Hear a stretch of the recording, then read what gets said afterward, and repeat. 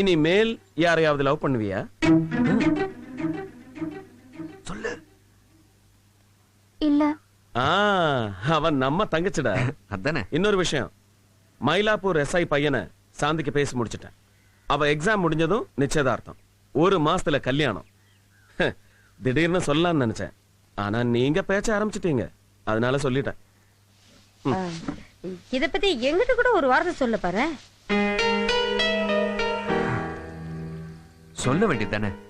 இப்படி கேட்டா எப்படி நான் சொல்ல முடியும்?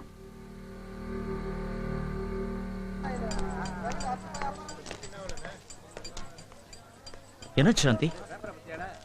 என் கண்ணருக்கு வேற இடத்துல மாப்பிள்ளை பாத்துட்டாரு. அதனாலதான் உங்களை அவசரமா வர சொன்னேன்.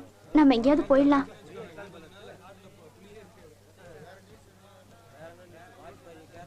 யோசிக்க டைம் இல்ல. சாந்தி நீ கல்யாணம் பண்ணிக்கிட்டா அவங்க அண்ணன் உன்னை ஒண்ணும் பண்ண மாட்டாரு.